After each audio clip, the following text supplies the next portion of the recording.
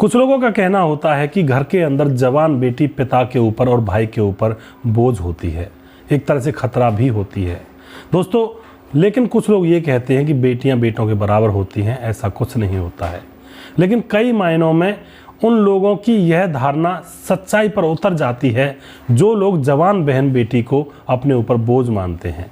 और सच में ही फिर ऐसा सोचने पर इंसान मजबूर हो जाता है कि हाँ, सच में ही घर के अंदर जवान बेटी को रखना बहुत ही बड़ा खतरे का काम है और कुछ भी हो सकता है। आज की घटना कुछ इसी के ऊपर आधारित है। पूरी जानकारी लेने के लिए वीडियो को अंत तक जरूर देखा करें। नमस्कार, मैं हूं सुदेश कुमार और ब्रेन डिमांड चैनल में आपका स्वागत है। दोस्तों, इस चैनल के ऊपर मैं कुछ वीडियोस लेकर आऊँगा और आप हमें यहाँ पर भी सपोर्ट करें।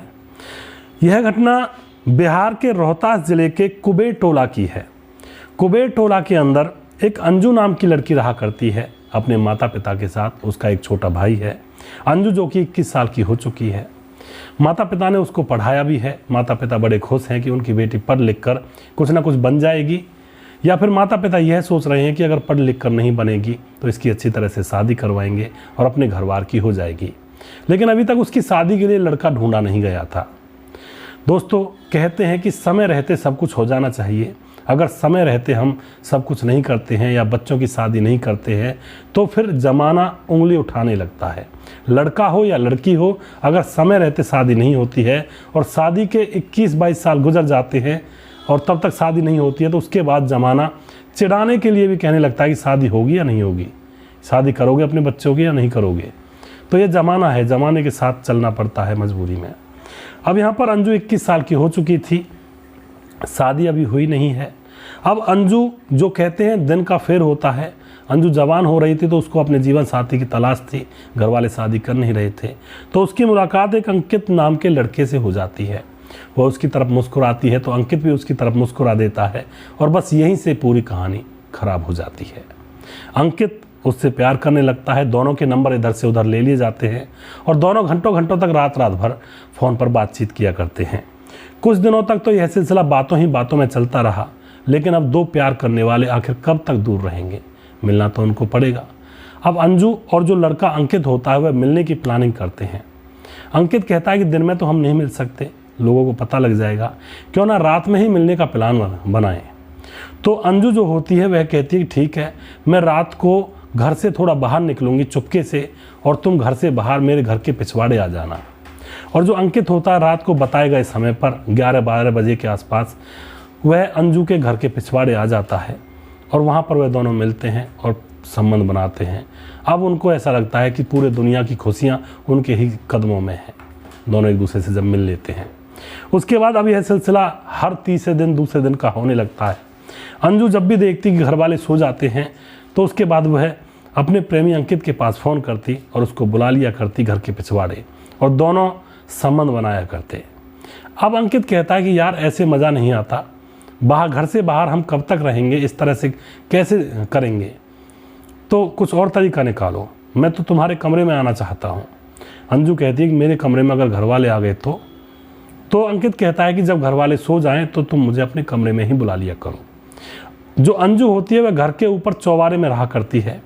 तो अब यहाँ पर अंजू देखती है घर वाले सो चुके हैं, बहन भाई भी सो चुके हैं, मम्मी पापा अपने कमरे में नीचे सो रहे हैं, तो वह चौबारे से पीछे की तरफ अपनी चुन्नी को लटका देती है और अंकित को ऊपर चढ़ा लेती है। अंकित ऊपर आता है और फिर पूरी रात भर अंजू के साथ उसके कमरे में संबंध बनाता है। सुबह 5 बजे वह वहाँ से फरार हो जाया करता है, निकल जाया करता है। अब तो यह सिलसिला रोज़ रोज़ का चलने लगता है। अंकित कहता है कि भाई ये सही है। धीरे धीरे कुछ समय गुजरता है लेकिन हमेशा एक जैसा काम नहीं होता है, कभी ना कभी तो भांडा फूटता ही है। एक दिन रात को 1 बजे थे और 1 बजे अंजू ने अपने अंकित प्रेमी को अपने ऊपर वाले चौबारे में बुलाया हुआ था और वह दोनों संबंध बना रहे थे। अजीब अजीब सी आवाज़ें आ रही थी। नीचे जो अंजू का पिता होता है वह पेशाब करने के लिए उठता है तो आवाज़ें नीचे तक भी उसको कुछ चहल पहल सुनाई दे रही थी। तो वह सीढ़ियों से छत पर जाता है और जाकर देखता है कि उसकी बेटी अंजू के कमरे में से कुछ अजीब अजीब सी आवाज़ें आ रही हैं। वह बेटी के कमरे में खिड़की से झांक कर देखता है और जैसे बेटी के कमरे में खिड़की से झांक कर देखता है उसके होश उड़ जाते हैं। वह देखता है कि उसकी बेटी अंजू नग्न हालत में पड़ी हुई है एक लड़के के साथ। यह देखकर वह परेशान हैरान आपे से बाहर हो जाता है, नीचे जाता है, अपनी पत्नी को जगाता है, अपना पड़ोस में भाई रहता था उसको जगाता है, सारे पड़ोसियों को जगाता है और सारे घर वाले जग जाते हैं और ऊपर पहुंच जाते हैं। दोस्तों, उस लड़के को पकड़ लिया जाता है और उसके ऊपर खूब सारी पिटाई लगाई जाती है। सारे घर वाले उसको बारी बारी से पीटते हैं। अब यहाँ पर क्या होता है, गांव के लोग भी इकट्ठा हो जाते हैं, वह भी उसको पीटते हैं, लेकिन किसी ने पुलिस के पास फ़ोन कर दिया था। पुलिस वहाँ पर तुरंत आती है और पुलिस आकर के उन दोनों को अपने कब्जे में लेती है और पुलिस थाने लेकर पहुँच जाती है, लड़का और लड़की को। वहाँ भी गाँव वाले पहुँच जाते हैं और वहाँ पर फिर गाँव वालों के द्वारा दबाव बनाया जाता है कि जो लड़का है अंकित और अंजू दोनों शादी करेंगे, जबकि यह दोनों एक ही गांव के रहने वाले थे। अब यह शादी तो कर नहीं सकते थे। अंकित भी कहता है कि मैं शादी कैसे कर सकता हूँ, गांव का हूँ, लेकिन गांव के ही लोग दबाव बना रहे थे। तो पुलिस वाले भी अब इस मामले में कुछ नहीं कर सकते थे, दोनों ही बालिग थे। तो पुलिस वाले उनकी शादी करवा देते हैं। वहीं पर पुलिस थाने में ही एक शिव मंदिर बना हुआ था, उसी शिव मंदिर में उन दोनों की मांग भराई हो जाती है और उनको घर की तरफ रवाना कर दिया जाता है। तो इस तरह से कृत्य होते हैं समाज के अंदर। इन दोनों ने समझा था कि प्यार करेंगे बस, उसके बाद शादी तो कहीं और करेंगे, मौज मस्ती ले लेते हैं, लेकिन यह पकड़े गए और गांव वालों ने ज़बरदस्ती इनको एक दूसरे के पल्ले बांध दिया। अब कभी जीवन में कोई बात भी होगी तो दोनों एक दूसरे के ऊपर आरोप लगाएंगे कि तुम्हारी वजह से मैं फंसी हूँ या तुम्हारी वजह से मैं फंसा हूँ। ऐसे ही इनकी ज़िंदगी अब कटेगी। तो दोस्तों, ऐसा बिल्कुल भी ना करें।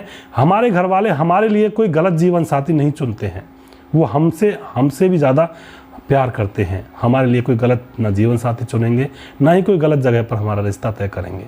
तो घर वालों के ऊपर छोड़ दिया जाए यह कृत्य, क्योंकि यह कोई इतना बड़ा कृत्य नहीं है। सिर्फ सृष्टि चलाने के लिए शादी वगैरह करनी होती है, बच्चे वगैरह पैदा हो जाए, इसके लिए इतना क्यों मरना। करना है प्यार तो भगवान से करें, अपने भाई बहनों से करें, अपने माँ बाप से करें। जीना है तो उनके लिए जिएं और ऊपर वाले का नाम लेते रहें। दोस्तों, ऐसी कहानी मैं यहाँ पर लेकर आता हूँ जो कि सच्चाई के ऊपर आधारित होती हैं। अगली कहानी बहुत जल्दी फिर से लेकर आऊँगा। तब तक आप देखते रहिए ब्रेन डिमांड चैनल और हमें सपोर्ट करिएगा। यह हमारा नया चैनल है। जय हिंद, जय भारत।